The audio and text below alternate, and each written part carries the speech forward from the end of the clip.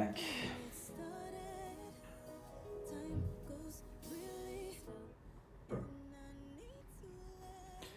Solution happened to be updating Photoshop, updating the Wacom driver. Something was quite wrong with ever since I last updated, and yeah, turned out that the update was a stability update. So seems to be working better now.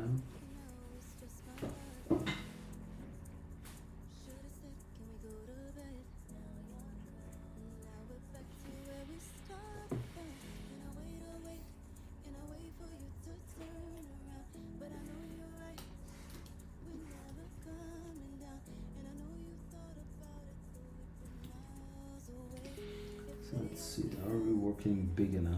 I think I'm working a little bit too small here. Something like that is going to be better.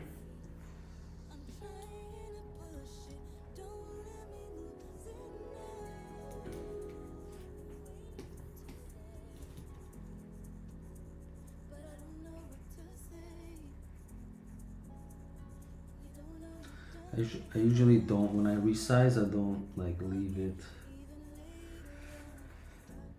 because then you know, the pencil only looks right at one size.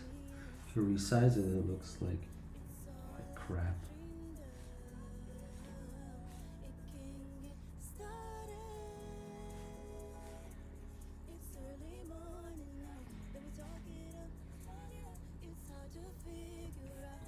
So the eyeball, right, is a sphere, right? And this sphere would be shaded according to our light source, right? But since the eye isn't, you know, you don't really see that sphere in full, right?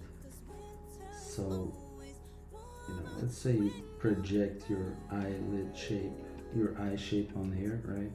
And you can kind of see which area of the sphere, you know, like if here it would be like full shadow, right? On the eyeball, you know, you have to remember that the eyeball isn't, you know, when you do the shading, there's like subtle shading on an eyeball, right? But it's very, very subtle, right? Because it's only a part of the sphere.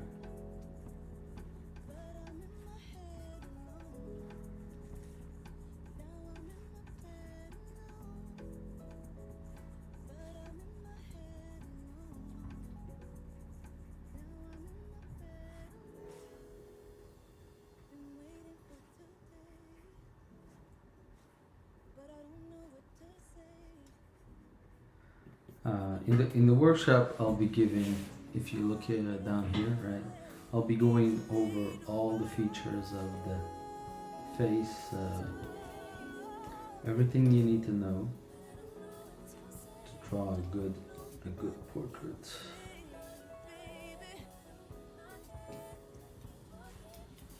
And yeah, with portraits,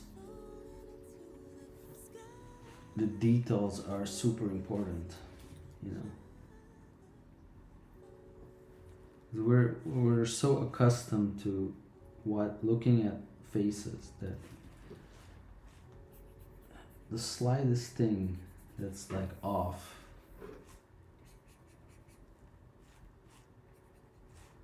can put us off, you know, like can alert our senses, like this ain't right, you know.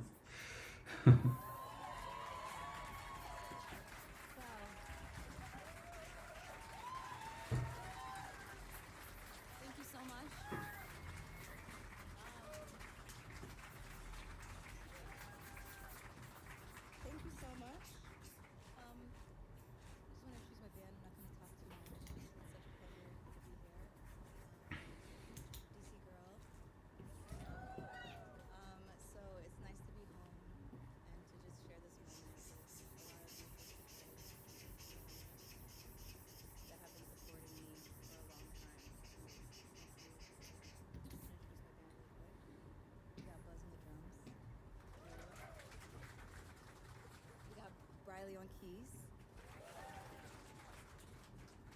Got Aya on harp. Elena and Sis on vocals.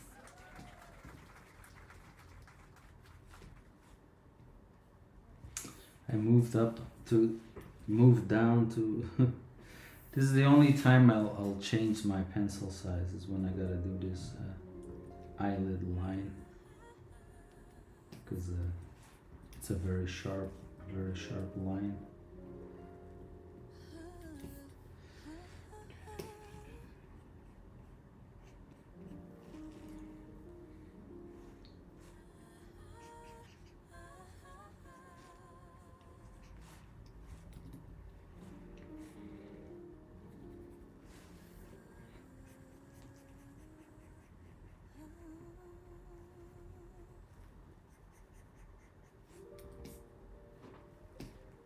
So you see this is starting to look kind of three-dimensional.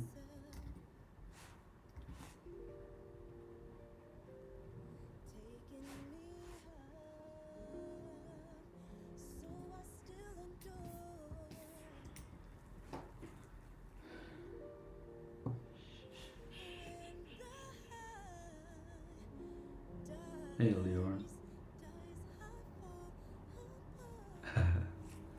Yeah, that's probably possible too.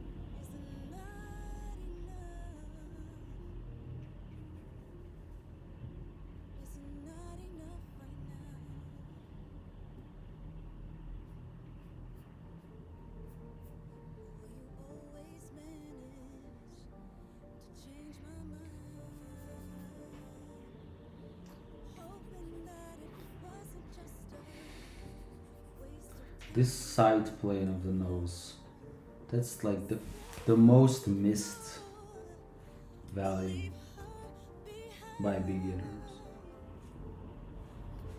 This the mistake I see the most.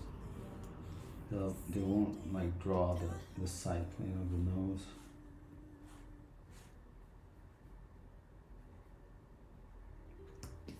So when you do a face, right?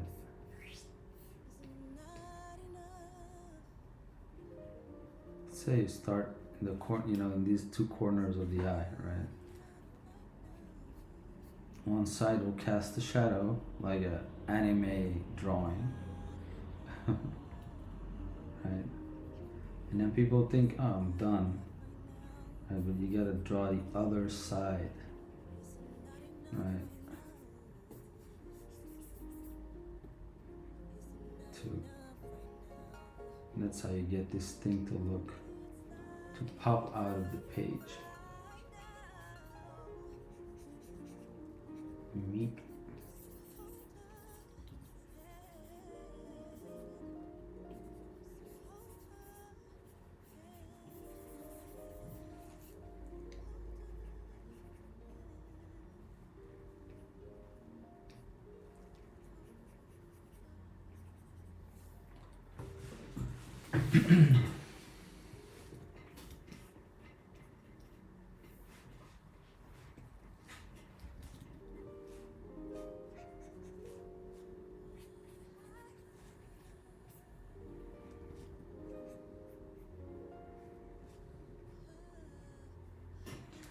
continue with this second eye.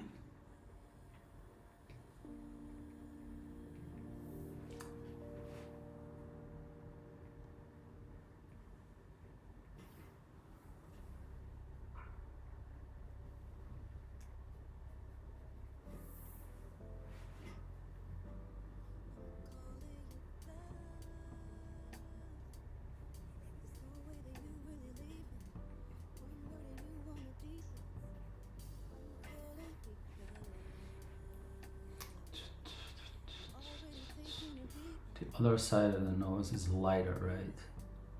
Yeah, the other side of the nose is, well, first of all, right, it depends on the lighting, of course, you know, if you can have a central lighting, right?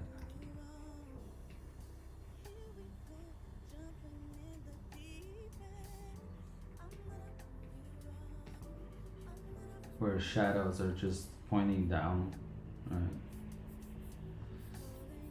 In that case, both sides could be equal in value, right? If you have like a dead center of lighting situation, right?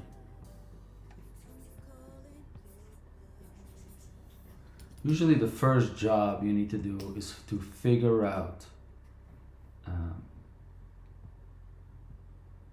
what gets hit by the light and what doesn't, right? This is your first job in drawing. If you have an object, imagine this is a 3D space, right? Like this I'll give you like a little how I start my course, right? So imagine, first of all, I'll tell you, you cannot make mistakes. Whatever you do on this white piece of paper, you know, everything is correct, right? Because you have to imagine this place as a 3D space, right? So if you draw a line like this, you drew, like, imagine like in a 3D space, you're just drawing a vertex or whatever. I don't know what it's called, right? It's a hair, a floating hair, right? If you draw something like this, right, and you do some shading, right? Oh no, I did a bad job. You know, this doesn't look like a sphere at all. No, you didn't. It's okay, you didn't draw a sphere. You know, if I rotate your object, what you actually drew is like this kind of like a little pebble, right? So basically, you can't really make mistakes, right? It's just like you're drawing stuff, but maybe you're not drawing the, you know, like maybe it's not like coming out how you intended, right? But you're still like drawing something, right? So in this 3D space, imagine you draw this object, right? And it's get hits by the light, right? So first thing you need to do is figure out where the lighting is. And you know, I would suggest you pick a simple light source in the beginning, right? And then you try to imagine, you know, what's in light and what's in shadow, right? And again, you can't really make any mistakes, right? If I do this, it is correct, right? If I do this, it is also correct, right? I just drew something else, right? So if I draw the shadow like this, the only thing, the difference between those two shapes is this one kind of has a bump in the middle, right? So the rest of the shading strategy will be a little bit different, right?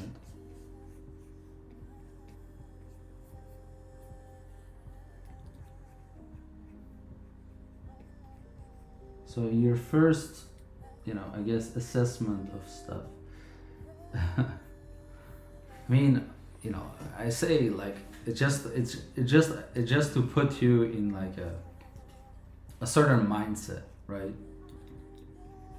That you're working instead of, you know, doing, you know, it's either good or bad. That's often how people think, you know.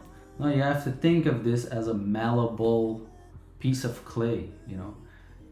Except you're not, you know, you're not, you know, sculpting. It's not an actual 3D program. So any changes you gotta do, you know, it doesn't go automatically, right? But you could say, you know, if I want to have this bump, you know, go deeper, like I can push it deeper, right? By manipulating the values, right? One part might pop into the light again, right?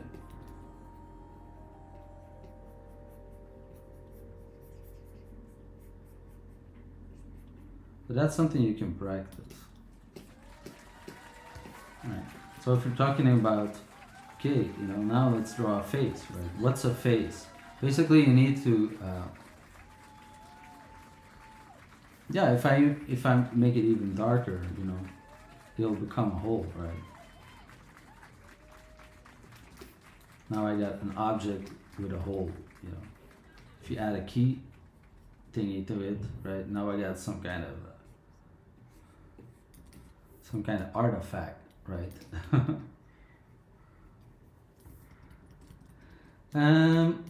Support for NPR music comes from Capital One. Right. So let's say, let's say we're drawing a face, right?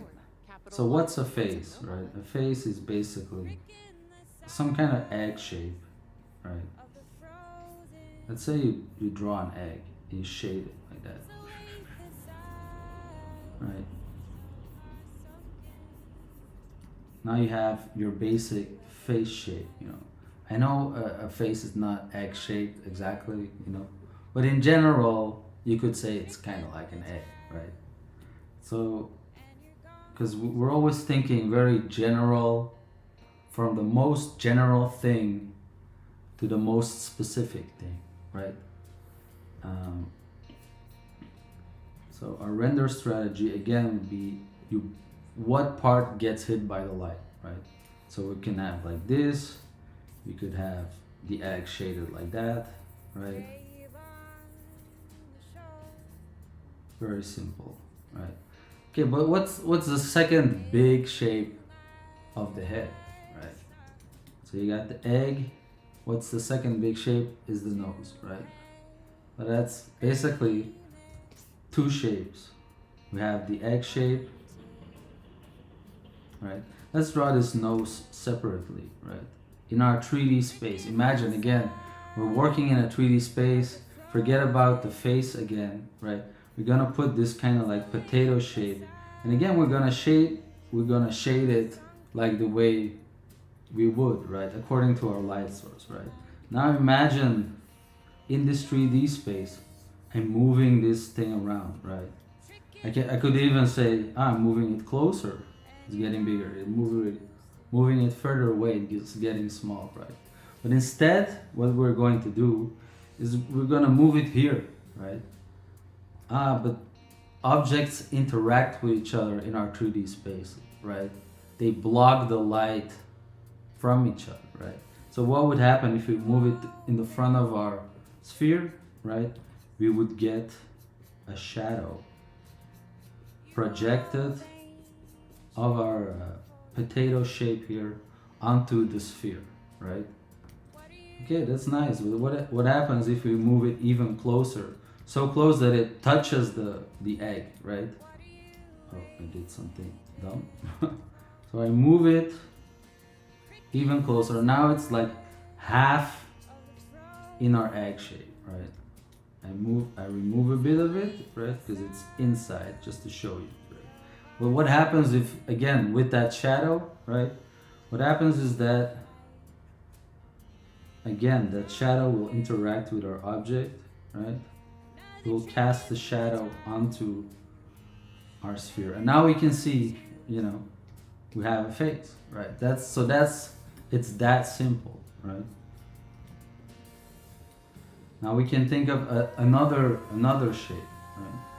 But think of this kind of like potato shape again. We shade it according to our light source. We move it, right? And we make it interact with the shape we already have, right? We move it, it kind of like fits in, kind of like fits inside, right? Oh, look, what do we have now, right? We got a brow ridge, right? Let's say we take another shape, right? This is like a flattened, like our little pebble here before, right? Again, we move it, we make it interact with the shape before, right? There's a little shadow there. Now we created the, you know, the muzzle of the mouth, basically, right? Let's say now, right? What happens if something turns away from the light source, right? It becomes darker, right?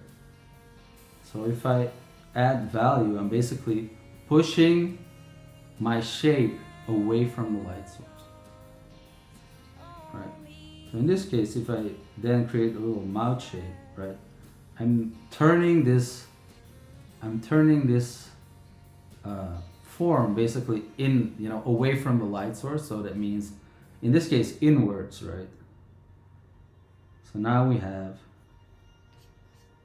all right, if I now go do something like this, right? I'm starting to get something that looks more like a face, right? Again, I do it again with a little bit, like again the same, like a flat, some kind of flat shape, you know? Again, according to our light source. I move it, right? Now I have to imagine, okay, maybe a part gets blocked and a part still catches the light, right? Now I created an ear, right? This part below is already in shadow, so it cannot cast extra shadow. The only thing that can happen is that there's some ambient occlusion occurring, right? So that means a very soft shadow, right? And if I push, remember, pushing means making something darker, right? Right? So now I get something like this, right? And now I only need, I mean, I could do this for every like little sub shape, right? I mean, it's hard to control the the outcome of this like exercise, right? The last shape is usually that I say is, you know, imagine you have a cylinder. Again, you shade it according to our lighting situation. Right, shadow here.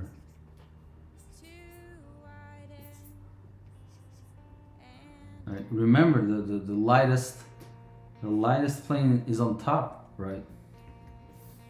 Because we're working in this 3D space. Right? If you have a cube like this, right? You know you have to shade both sides, and then the top stays white, right? So if you move this, I need to put this on the new layer, right? You move this here, you place it underneath, right? You can see that light, that top light layer, it disappears, you know, it's not visible anymore, right? But now you see like you have the neck in the correct value, right? But it's not white. So a lot of people will put white on the neck, while the neck, right, is tilted in a different direction, right? You have the sphere like that. You have the cylinder of the neck, right? It goes like that. And now you make these two interact. So you have to imagine the way this head basically casts the shadow onto the neck, right? So you'll often see that, you know, like people shade stuff, they'll leave huge white areas, right? In the neck, on the face, you know, on the shadow side, the light side, right? But that's also, you know, that's also a mistake. So there you have it. I'll have to try a little bit better to get like a nice. Right now, imagine. Imagine. I guess we can make another shape. Funny looking shape here. Right. Something like that. Okay, how am I going to shade this thing according to our light source? Something like that. Very quickly, right? We move it. Let's warp it a bit.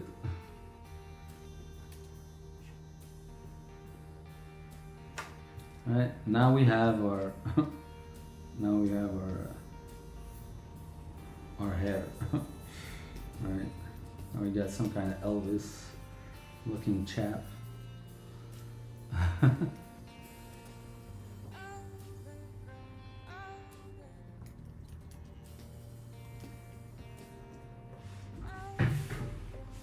So there you have it. This will be sort of the start of my class, you know, and then we go deeper, we delve deeper and deeper and deeper, right?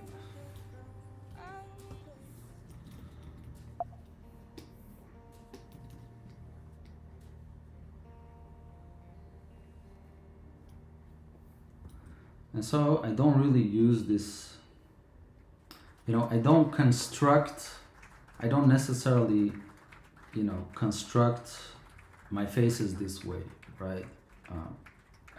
That still works like differently, and I'll explain that too in my workshop, right? But this is my shading strategy, right? This is my go-to way to solve shading problems, right? So if I'm working on something like this, I can think of this system and understand my reference, or if I'm drawing from imagination, I can understand, you know, what I might be doing wrong, right? Sometimes it's a really good system to reason your way out of problems, right? Sometimes you'll go like, why doesn't this work, right? So you go back to this idea, you know, like, okay, this basic summarization of how light works. You can often, just like by going back and say, okay, what's wrong here, right? Think of your general values, all that stuff. Then you can go, oh, this needs to be darker. This, you know, and it's usually like a big thing, like, why doesn't this arm work, right? So you have an arm like this, right? And an arm is often something like that, right? Again, these are two completely differently orientated shapes, right? So let's say the light, again, is coming from above, right? There will be a plane here catching that light, correct? What's the plane on the other one, right? That plane is this one, right? The one we don't see because it's covered by the deltoid, right? But what does it mean for the rest of this arm? It means the rest of this arm has a value, right? It cannot be the bright value that this arm has, right? This one will probably be darker, right? Because this bottom plane is, right? You can see here will be like that shadow, right? That would be underneath the thing we can't see, right? So now you got a better understanding of like, oh, you know, what might be wrong in your drawing. You know, the reason why this arm here is darker than that arm, for example, right? I mean, it could be many reasons, right? But you want to arm yourself with as much knowledge as possible to be able to fix your problems.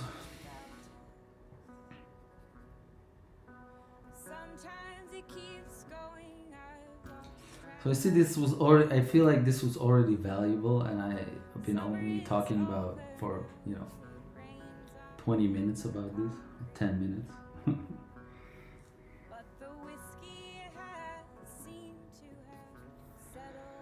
In my whole career in art school, I never heard any teacher mention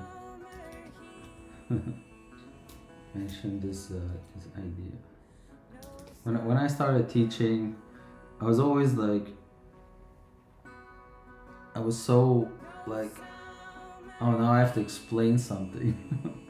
Like, how do I explain something? when I had to first explain light, I was like, I don't actually understand light at all. It's like I was like, so okay, how do I explain this? And then I was like, shit, I don't know how it works. Like in a physical way, right? And then I also realized, yeah, this material is so, like, it goes so deep that, because, light physics is a thing, right? It's something you study, that really smart people will study in the university, and then they create like complicated 3D programs with this knowledge. Like, I'm not that smart. I'm not that smart, like. So yeah, what we need is the artist version of all this stuff, right? And I think if you really go deeper and deeper, you end up with quantum mechanics, right? And then you enter like uncharted territory where you can probably like win a Nobel Prize. So trying to understand everything is almost impossible, right? So it can be a bit of a, it can be like a black hole where you like lose yourself in, right? And the thing we really want to do is get better at drawing, right? So we got to be careful. We got to be careful with our time and stuff.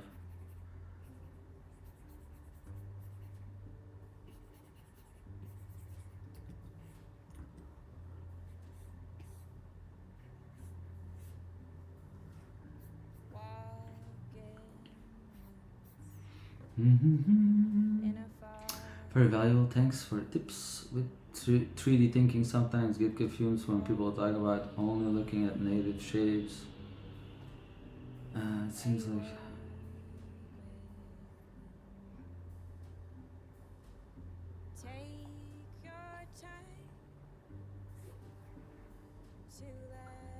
yeah, I don't really follow the I mean, you can, I think the perspective and stuff is quite important, of course, like, but for me it comes after, that comes after the fact, after the first sketch, right? And the perspective in a face, for example, it's actually quite simple. I don't think it's worth focusing on too much. I feel like if you take a like a solely constructive approach, yeah, you'll end up with a certain style that, like, I don't want to go for this type of style, like, I think you can do something like this, right?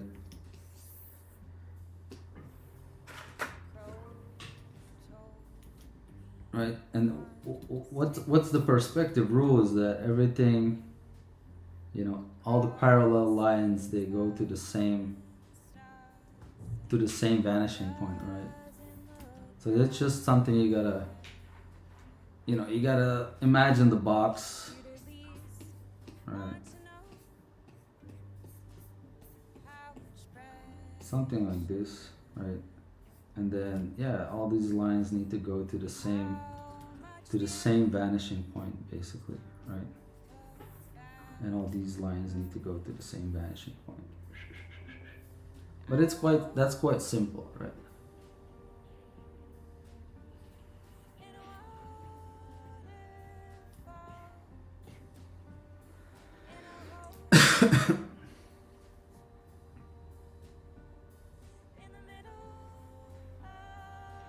I mean, in the beginning, if you're a real, a real beginner, then yes, it's a very good thing to start with the Loomis construction, um, right?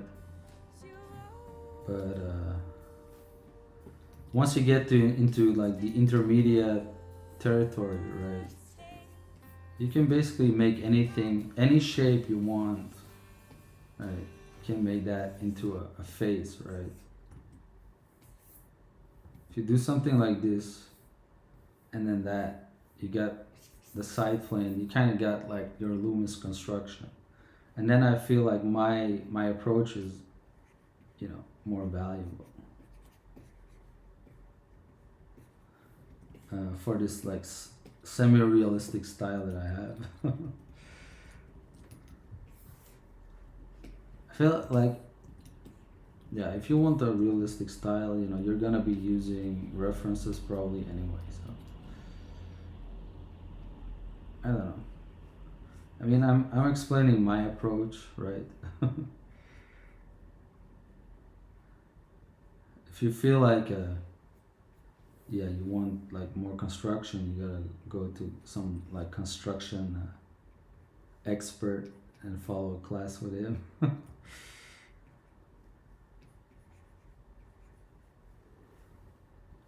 My system is I switch a lot between a lot of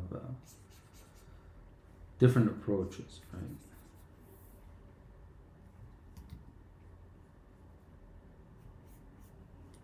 And you just use my own way of constructing things, which I kind of showed you here, which is something I'll also explain in the workshop, how I construct a face.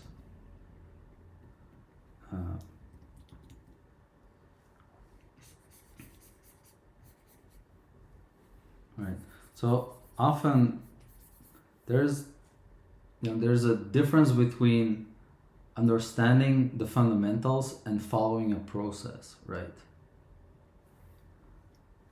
So I follow a certain process, but it's backed up by these fundamentals, right? And I'm not bound to it as like, because I understand it. I have like a 3D sense of stuff. Yeah, I don't have to like follow it by the letter or like fail. I feel that that's the biggest thing. Like if you just used to following certain processes, right? Once you do something else, it'll you get lost, right? But if you know like fundamentals, right, those are like your lighthouse, so you can't really get lost. And you'll be able to bring your piece back and save it from complete failure. Sometimes we want to draw what we see, but actually most of the time we draw what we don't see or what we usually are not aware of. That's deep.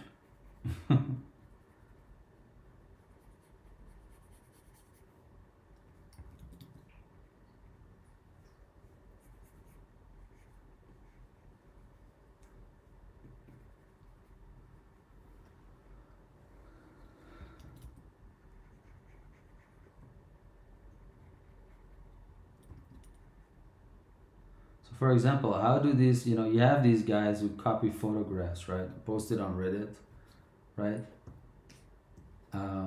What they do is like they'll divide their page, right, into a grid and then go value per value purely on observation and, like dividing the grid, right? And so that's a pure like observational value per value approach, right?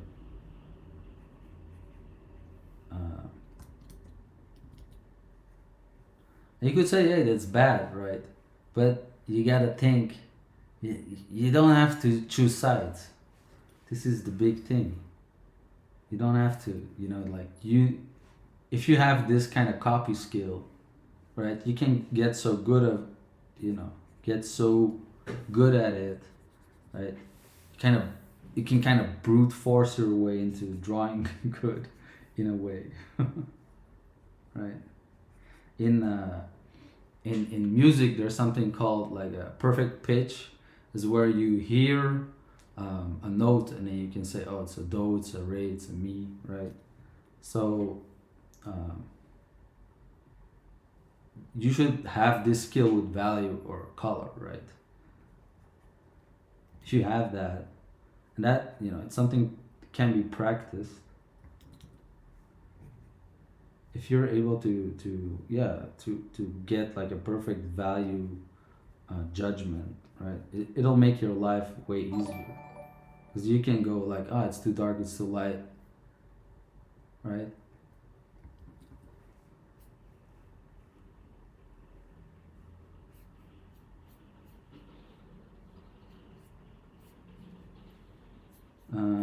I would say I almost have that with value. No, probably not, but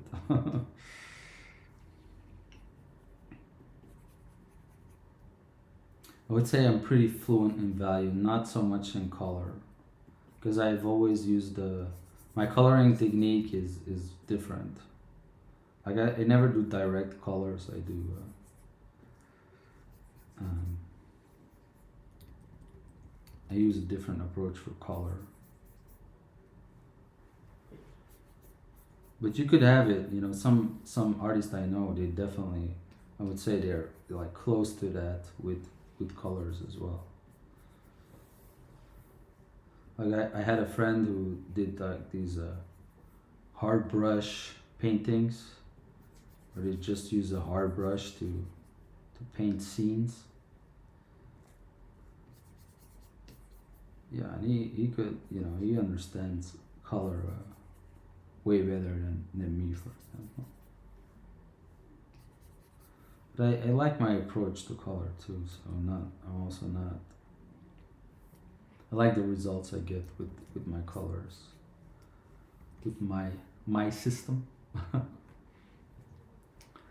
You know the painter Solomon. Solomon.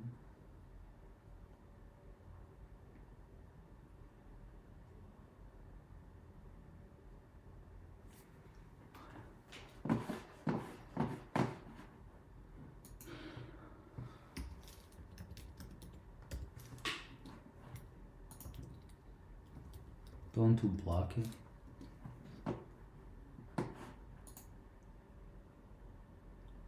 Is it Solomon Omogboye? No, it's Solomon Joseph Solomon.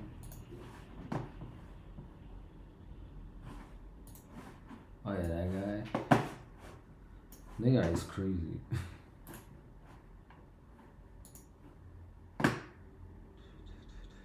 Very structural.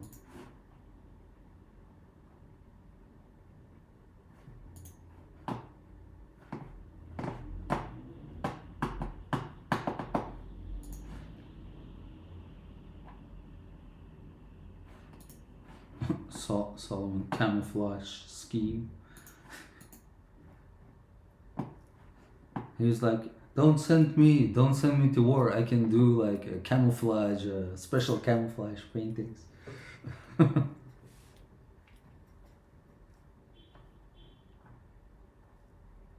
that's a great artist. I love him.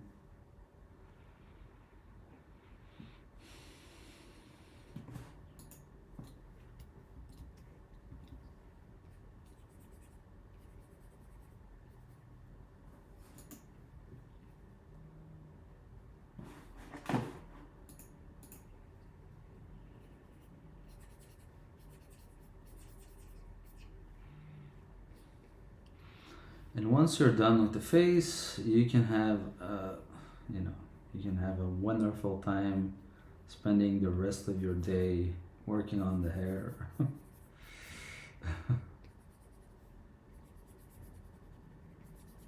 Because the hair will take you just about as long as doing the entire face. except without being interesting. I mean, in this technique, you're probably better off using a brush, but this is my rules. I cannot change the brush size.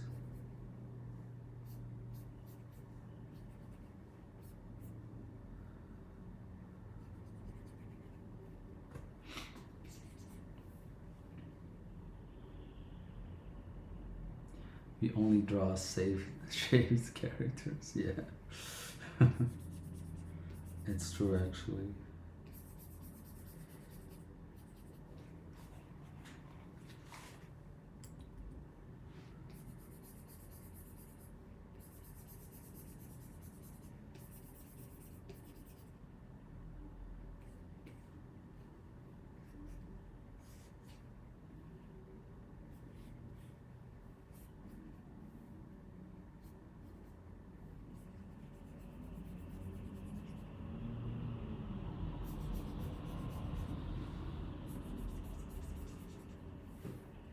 And yeah, also this is really just the first pass, right? So depending on what the final result is intended as, this could, you know, need like a crazy amount of work depending on how realistic you want it to be.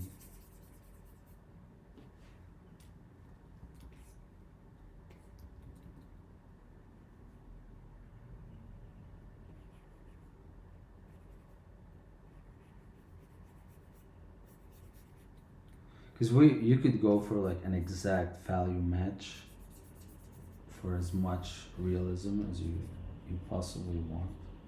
I usually don't do that though. Like I feel like I feel like you gotta be yeah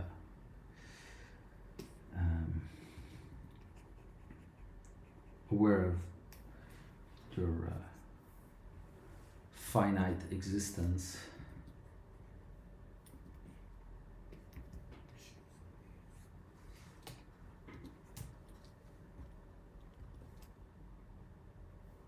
And I don't want to spend all my time rendering stuff.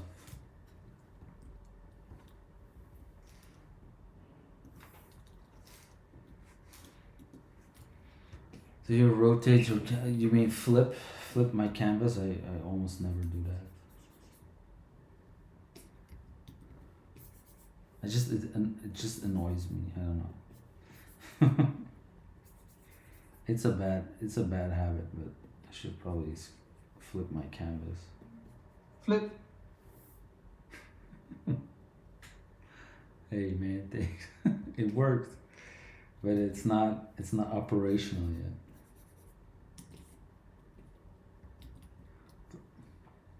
yet. It said it, but it didn't. I turned off my voice command also, by the way. TT, what's TT? You need another pencil brush that's lots of light together so you can paint. Hey, yeah, who knows? You know, that's maybe a good idea.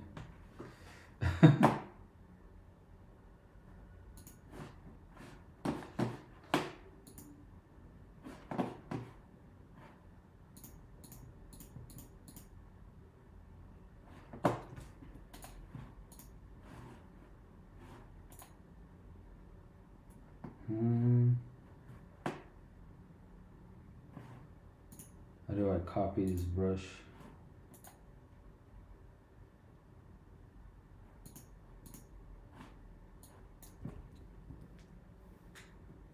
This is a copy. So what I do? The scatter? No. That's not how it works. Damn it.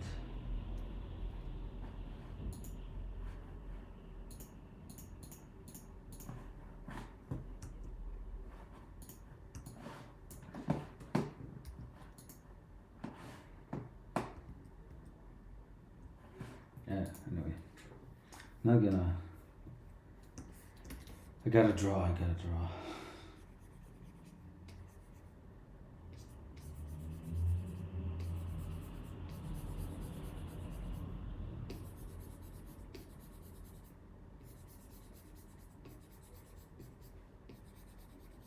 It would look too. No, it wouldn't look good.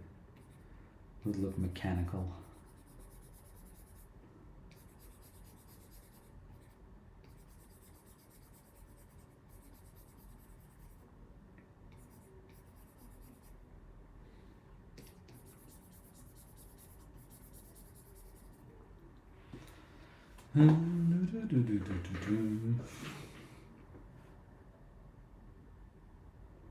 Quantico, what's TT?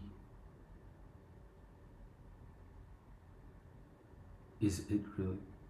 No, it's good, it's good. I just think it's annoying to do it.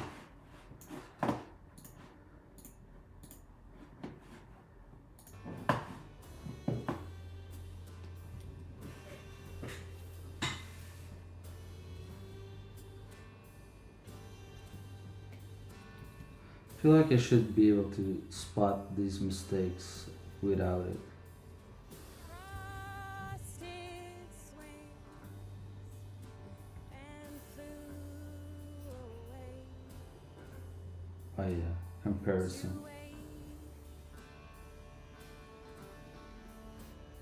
in a waterfall.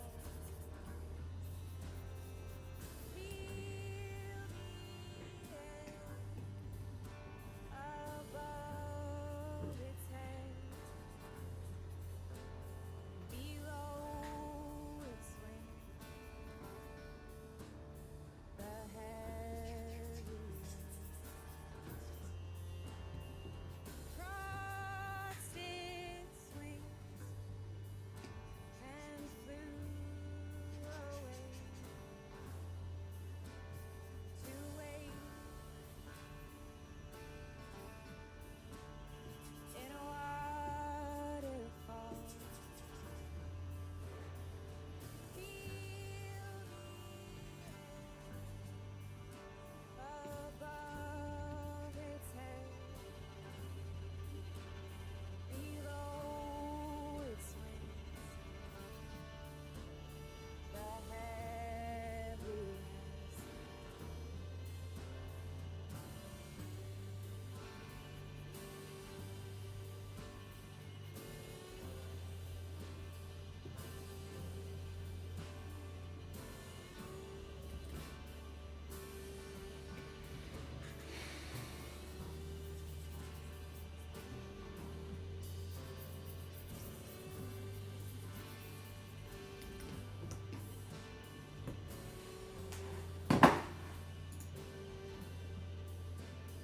When you draw, do you use your whole forearm or just your wrist? To be honest, my system is kind of like this. I have a chair with like a how do I show? It's like a Herman Miller iron chair, right? It has these. Hold on, I'll show you. In the middle Mm-hmm. of it all.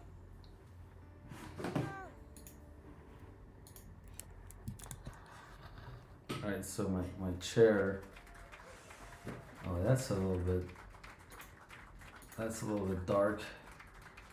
How do can I even show you? Wait, if I move away, yeah, you see, I have these like armrests, and Als je op reis gaat met vrienden. right, so I put my elbow on them, and it gives me like a pivot point, right? So what I do is I move my canvas underneath my arm, and then I just do this, right?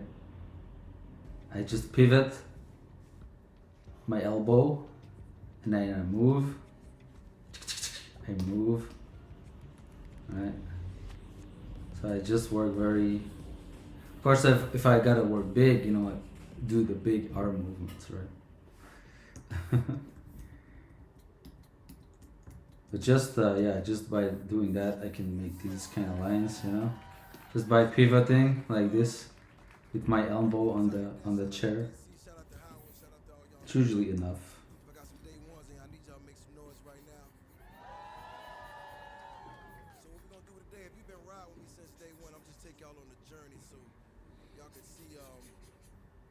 So if we're working realistically, we gotta remove all the white from our subject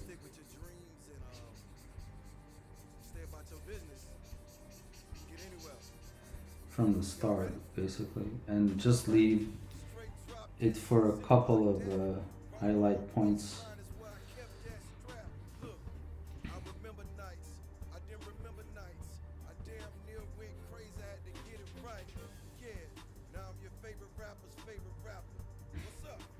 Actually, a robot, AI robot.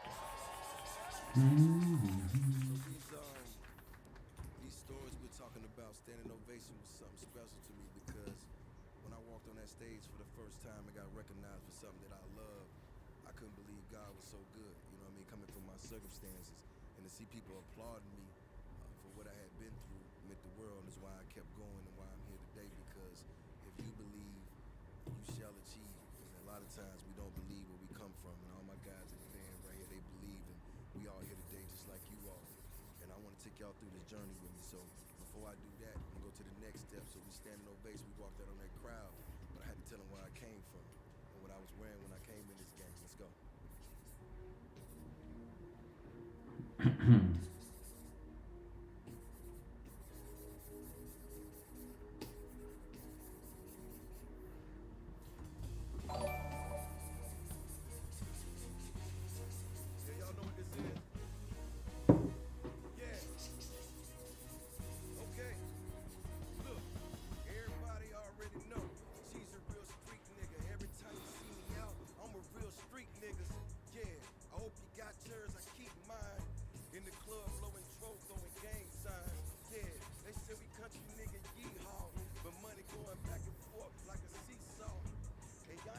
One, I need some questions so I can force myself through this hair.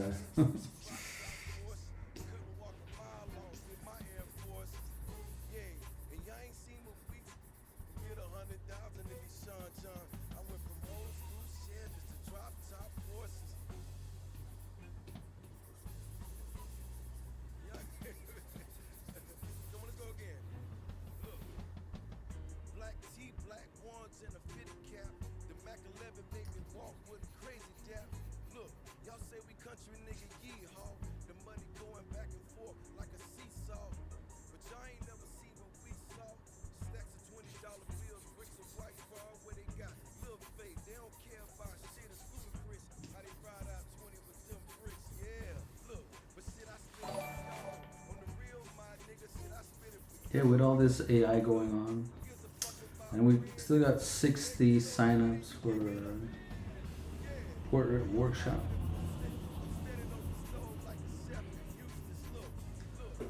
So I'm glad, people didn't lose faith yet. I'm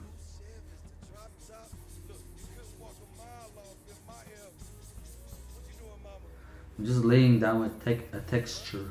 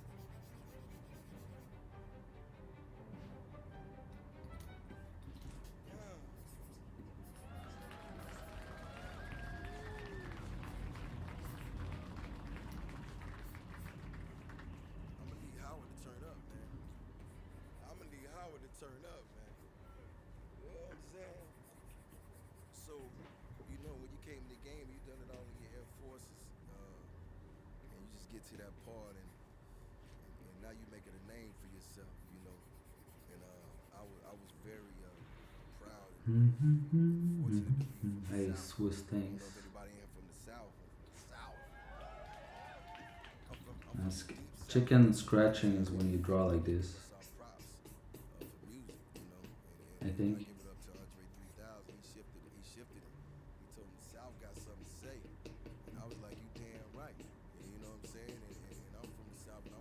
That's how my girlfriend draws.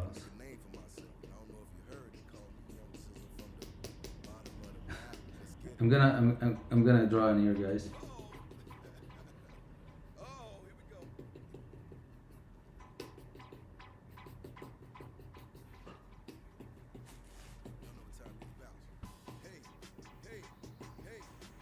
It's the revolutionary technique.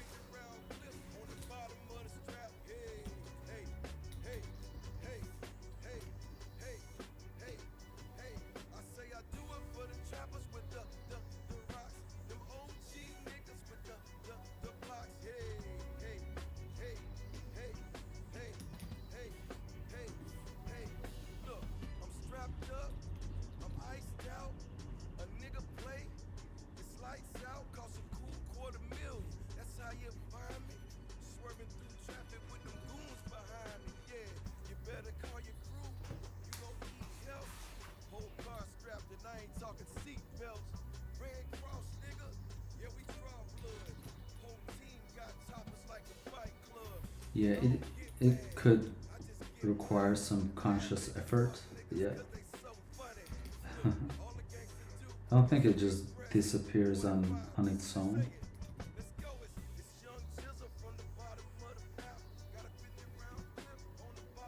You know, I try to do this kind of exercise. You know, try to make lines and then try to hit the same line again, right? Like an abstract exercise.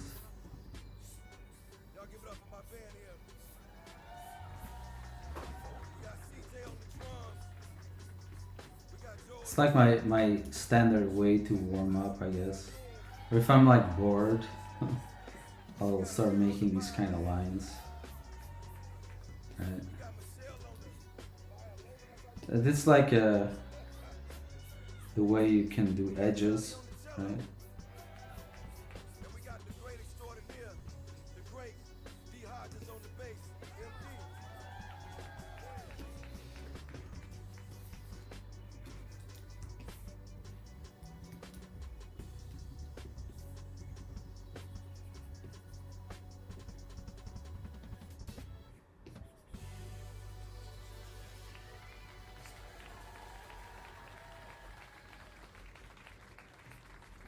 Hey, Sinazar, thank you. Did you get tired of all the anime and the anime girls on Twitch?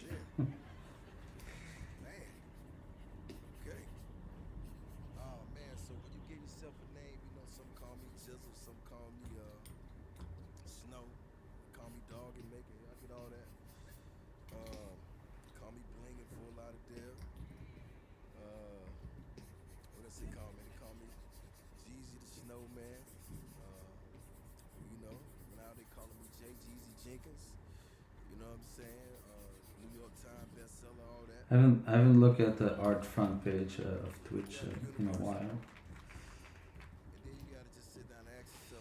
so I don't know what's going on there.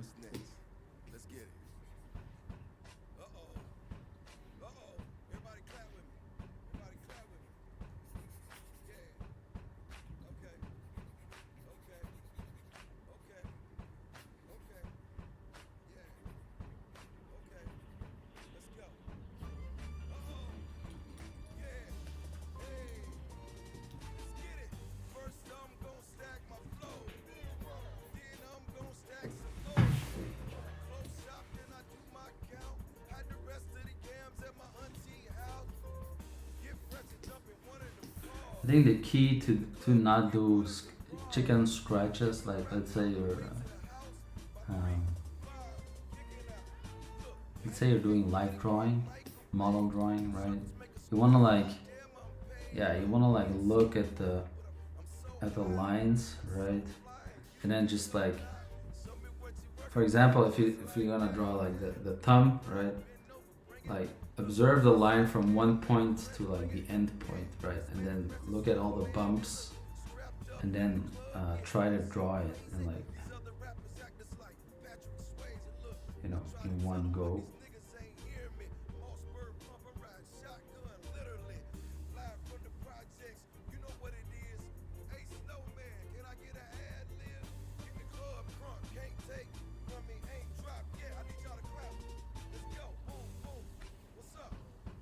Right.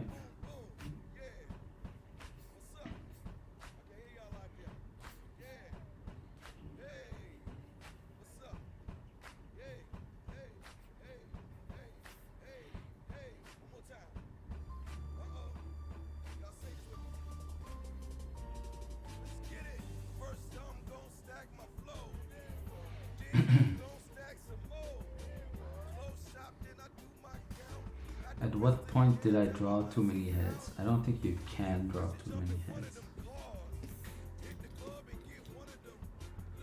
Especially if you sign up to my workshop, I'll give you extra points if you draw too many.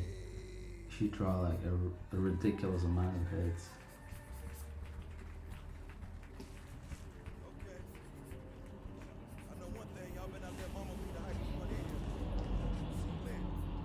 You'll get to sit in front of the teacher. You'll get a kiss and a star.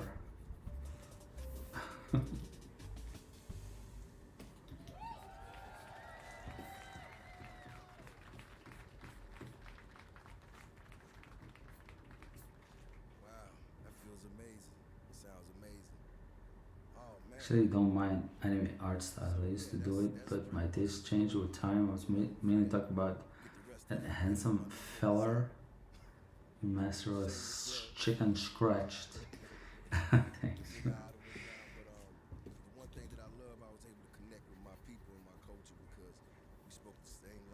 Yeah, it's like if you do a workshop, you can't really like award.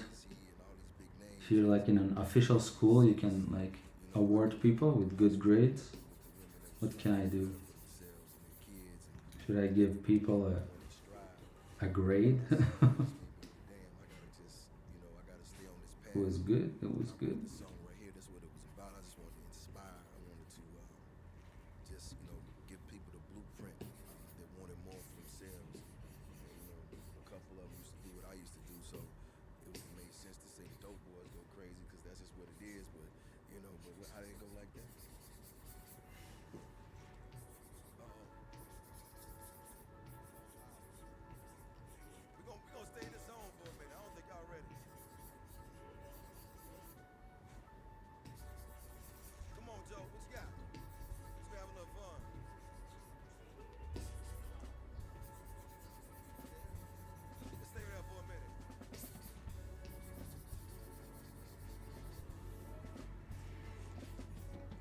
I had an excellent day.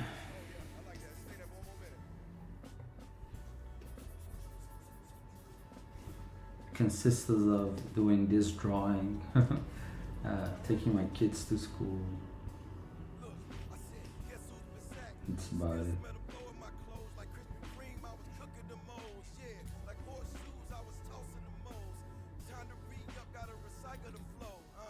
Trying to figure out what's wrong with this drawing.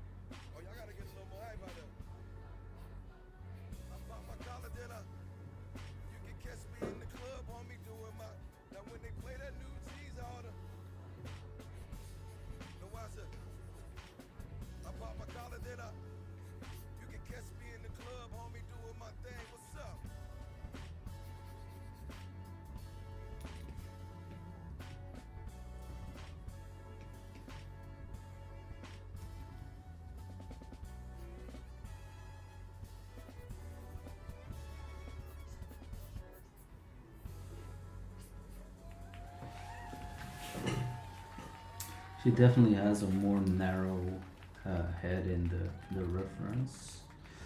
It's probably time to just like remove, put away the reference and just finish this phase from imagination.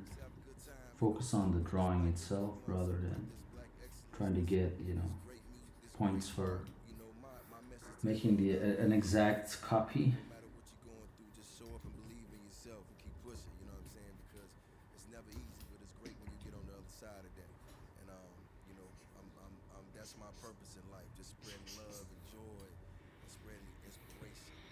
I mean, there's clearly some mistakes, but if we remove the reference, there's no mistakes anymore. Our drawing becomes its own thing.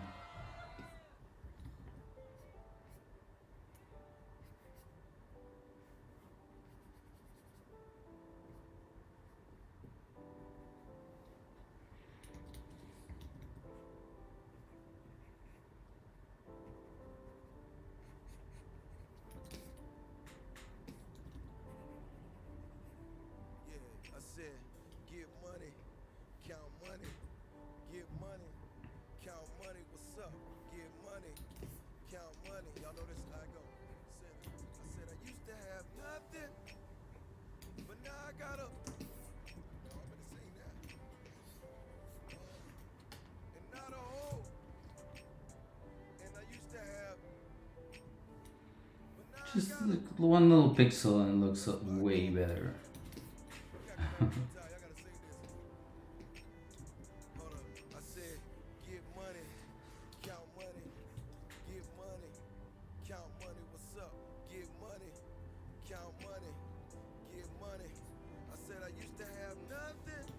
You gotta keep in mind that the center of the eye reaches the corners of the mouth.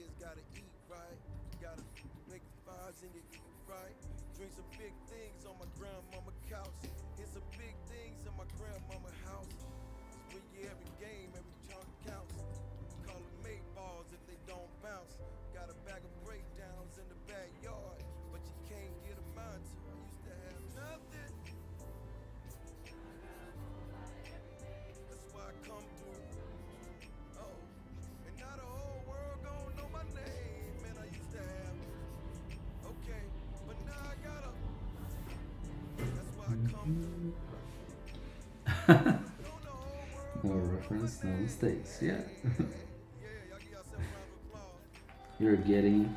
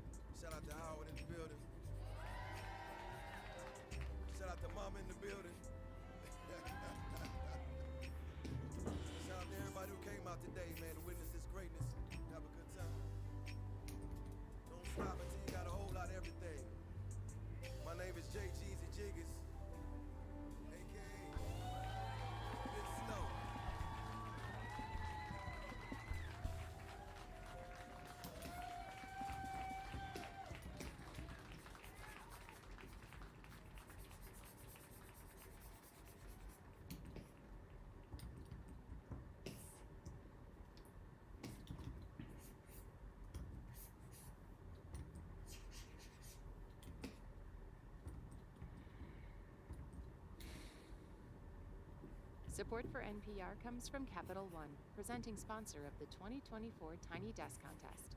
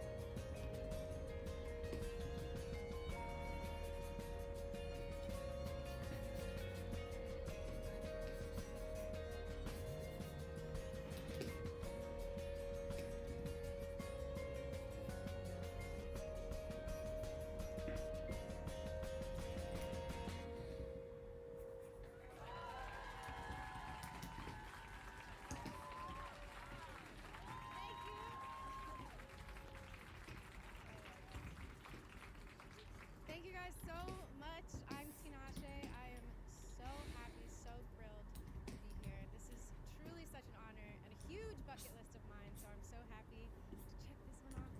Thank you so much for having us. It's really, really such a pleasure. I'm going to perform a few songs today from, a few of my albums, but we're going to start with another one of my favorites. This one is called Observational. Here we go.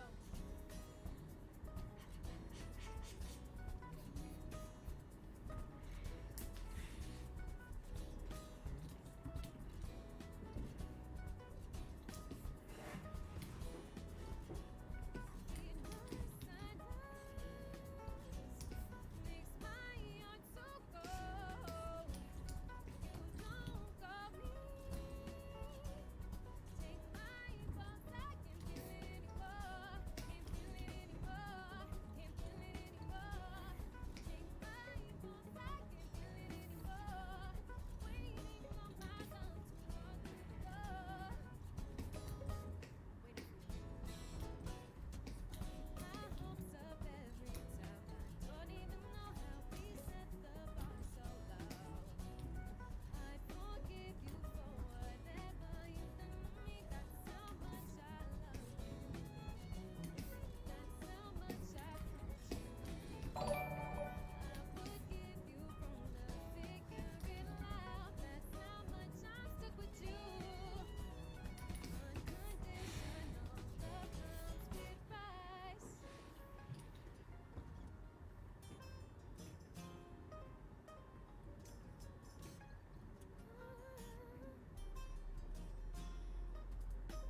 Two steps forward, one step back. We can never stay on track. Spent all day avoiding your phone. Now we know that I know it hurts when I'm don't understand why you're so scared. Push me away, then wonder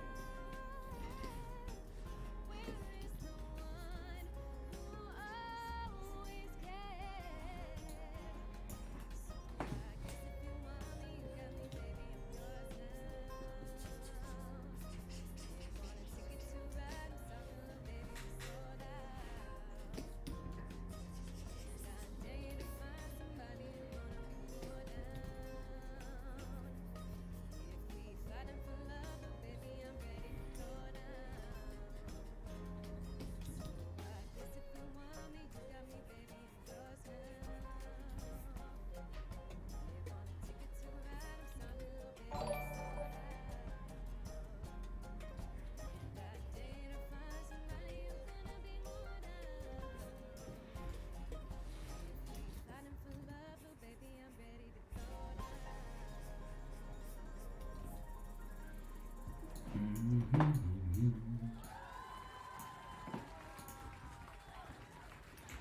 Anyone got some more Let's go. questions?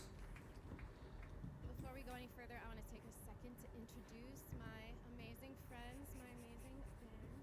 These are such talented musicians, and it's such an honor to be here with them.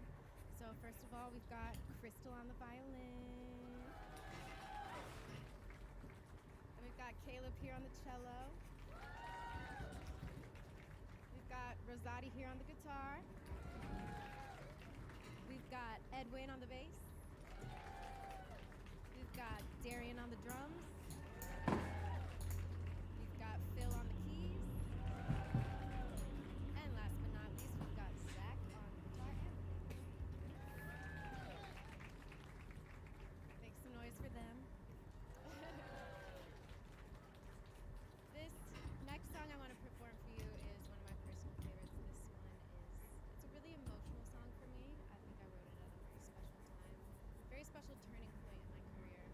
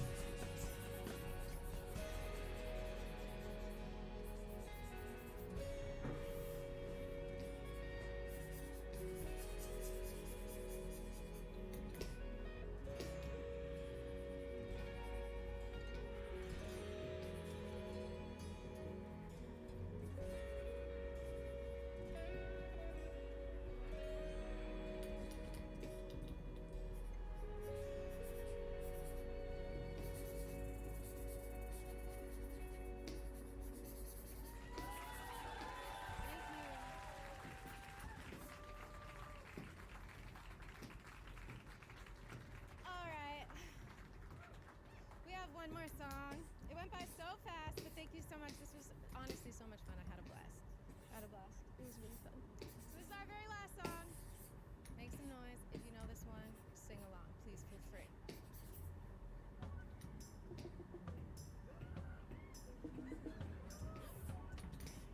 It's the 10-year anniversary.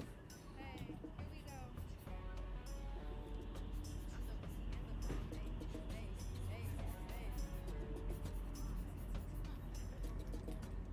Give all that you got now. Make you want me 'cause I'm hot now. I'm gone, so faded, I'm all one. Bang, bang, pop off like a long gun. If you were lame, you ain't making no noise. Get paid to turn up with the big boys.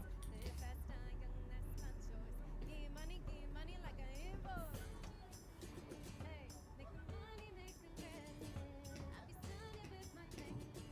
Getting paid to do it. Hey, I love to get on. I love to get to one. The drink be too strong. The treat be way too. Get paid to turn up, bro. Going on up till I can't even think no more.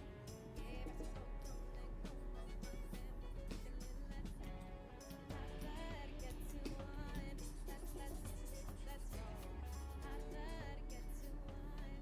I love, let's roll. I love to get to one. Let's roll. I love to get to one. If we can get active and all my bitches attractive, we go know who we are now. Get high, got bucks in the car now. If you believe it, making no noise. Get paid to turn up with the big boys. Live fast, die young, that's my choice. Get money like an invoice. Hey, make the money, make the grab. I be stunning with my click. Getting paid to do it trip. Man, I love to get on. I love to get to one. Drink be too strong. When the treat be way too. Hey, get paid to turn up, bro. Going on up till I can't even sing no more. Yeah, about to go come then go more come then we be feeling less. Hey, I love to get to one. Let's roll. I love to get to one. I love. Let's roll. I love to get to one. Let's roll. I love to get to one. Just give me the drink and we can blow it, yeah. Just give me the trees and we can smoke it, yeah. And my enemies, they see me living now. And if you roll with me, baby, hey, you'll be winning. Man, I love to get on. I love to get to one. When the drink be too strong. When the treat be way too. Woo! Get paid to turn up, rap, throw it out until I can't even think no more. Yeah, back to go, come then, go more, come then. Let's. I love to get to one. Let's roll. I love to get to one. Let's roll. I love to get to one. Let's roll. I love to get to one. Thank you so much, Tiny Desk. We love you. I think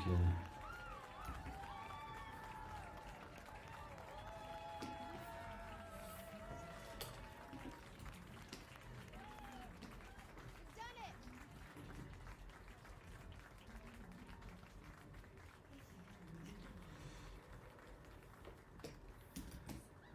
Thank you guys so much. Thanks everyone for I usually try to not go like completely black.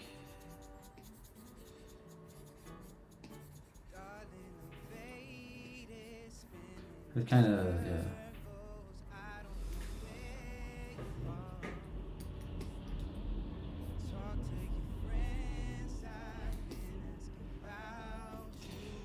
because yeah, pencils aren't really don't really go to black, right?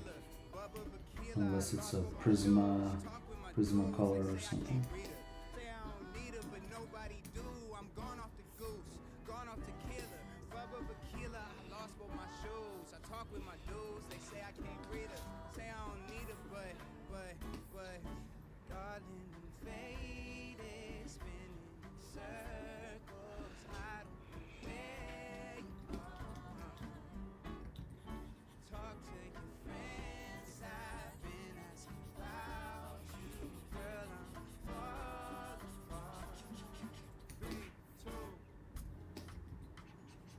Tiny desk.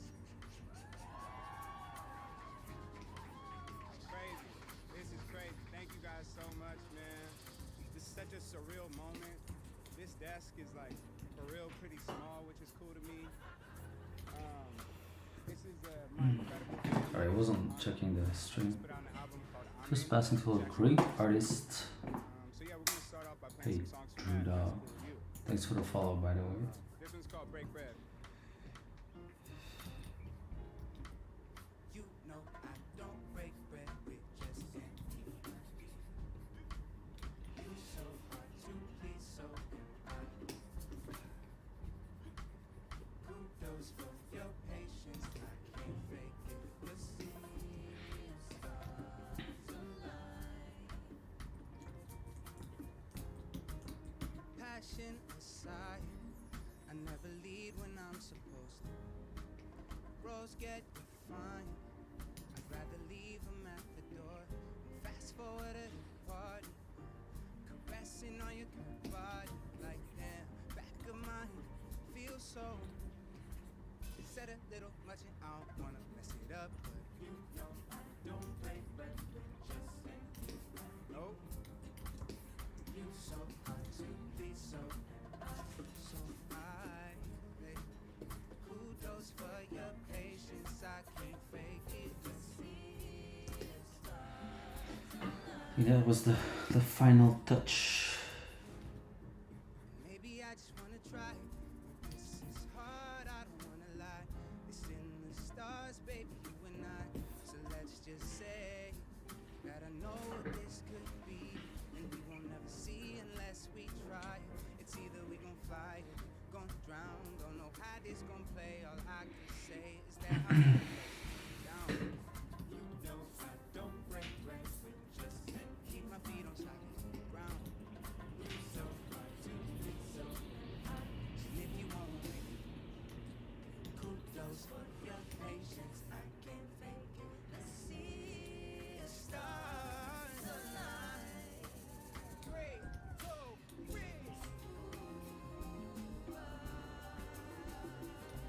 Yeah.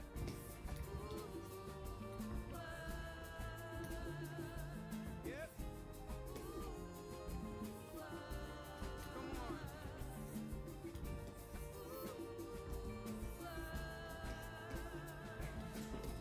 Run it right back. Run it right back for me. Run it back quick, quick. Run it right back for me. Run it back. Run it back. Run it back for me. Run it back. Run it back. Run it back. Run it right back. Run it right back for me. Run it quick, quick, quick. Run it right back for me. Run it back. Run it back. Run it back for me. Run it back. Run it back. And if you want me.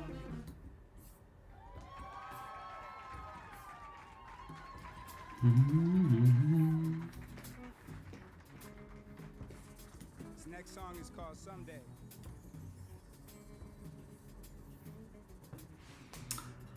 A lot of photos seem to use black, they just end up using lighter values. Yeah, I'm just imagining this is a pencil, right? So right, I'm not going for photographic like copy representation. I want it to feel like a graphite drawing, so I try not to push the right. You have to think of the limitations of the medium too, right?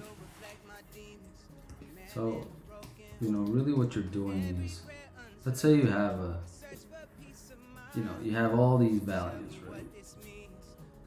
In nature, you got what's the brightest that you can get, you know, in nature is like staring right into the sun, right? Someday it's gonna be my day. Someday I hope. Someday it's gonna swing my way. Someday, yeah. Someday it's gonna swing my way. Someday I hope. And what's the darkest you can get? Is you know, somewhere in a dark cave, right? Deep down a mine shaft where there's not a single photon can penetrate, you know. You only have like So we gonna try something, right? When I say we, y'all are gonna say go. what are those particles? There's like these particles that can't reach anyway, right? But now Y'all turn. We go then. We listen what the world has gotta say. Trying to make amends and stay up. Person, snakes is coming toward my way. Take a mongoose coast now 85. right? We go then. But what you have to do is basically, you know, put all these values, these, you know, you gotta like, what you have is your medium, right? You have a pencil, right? What's the widest you get on when you do a pencil drawing? It's the white of the paper, right? And what's the darkest is basically the graphite powder, which is never like a true black, right? So if you have oil paint, it's the range is a little wider, right? You have the white of the canvas.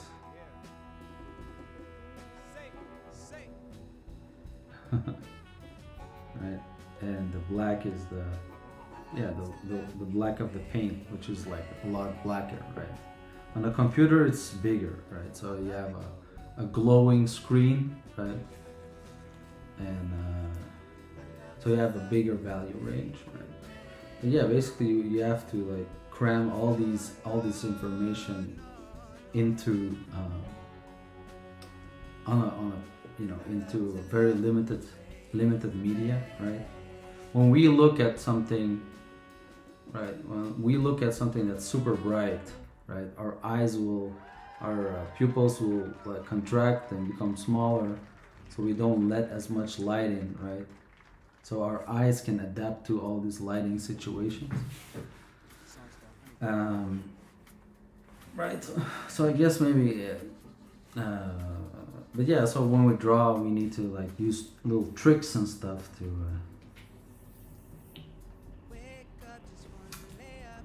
make sure things look correctly. Stayed up, how did the sun come out so soon? So addicted. Ain't know what I was missing. Gold that I was gifted. No goodbyes, love. Feeling for your honeycomb kisses. I ain't tasted nothing like this. Feeling honeycomb skin. I ain't nothing like. Don't hide. So sweet inside. Don't hide.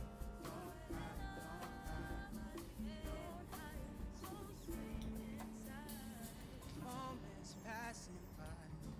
That's alright. Want to give her as an earring. Can't help but smile when you're around. Feel like I'm falling on. 'Cause every day I don't wanna leave you alone. It's easier said than done. I don't wanna let you go.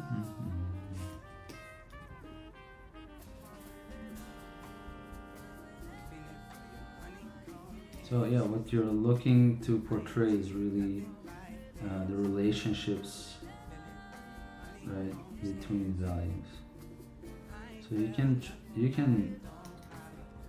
can choose the you can choose like the ISO value on your camera, right? You can choose the shutter speed, and everything will have a different result, right? Right, and some settings will be obviously wrong, right? Like for example, when huge portions of the light are blown out and are just white, right? Sometimes the shadow, everything is too dark, right? But there's like a lot of in between rights, basically, right? Like you could say, of course, you could say, like it has to be closest to like what you actually see, right? But that doesn't mean it necessarily looks good, right? I feel like you can often take a reference, and then make the reference look better by by changing it a bit. So I'll try to give you an example.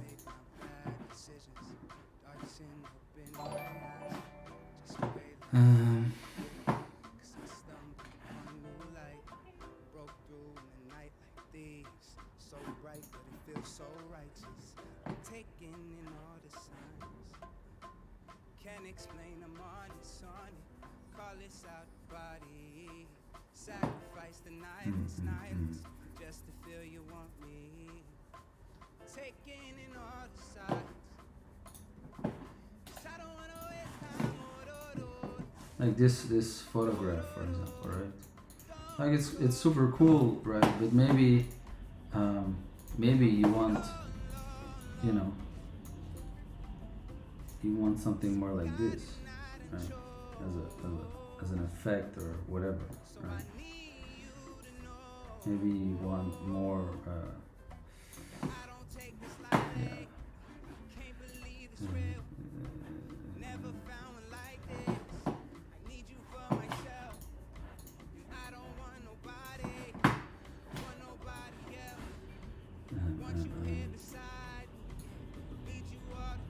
maybe you're looking for something, some other balance, right? Maybe you like this kind of feel more, right? Where everything's, let's say like this, for example, right? You take this, you remove the background.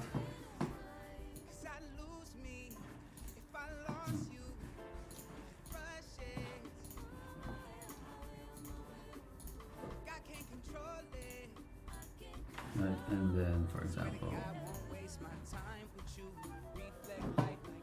you bump up the highlights a little bit.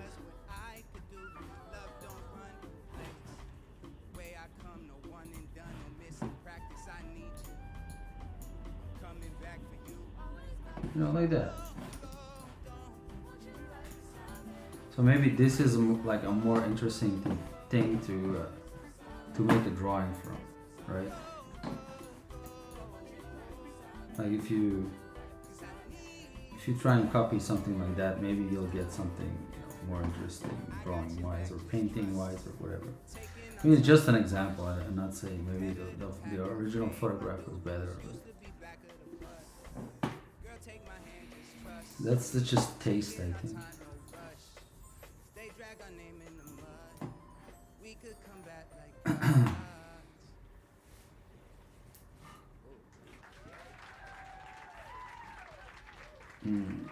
Alright, I think this was my stream.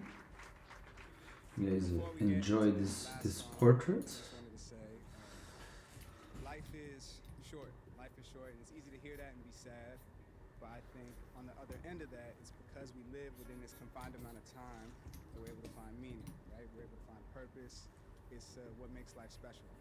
And I've been trying to accept that a little bit more. Need some bloom. Grateful for all the little moments like this little moment I get to share with you guys right now. So thank you guys so much for having me, man, from the bottom of my heart. It means a lot.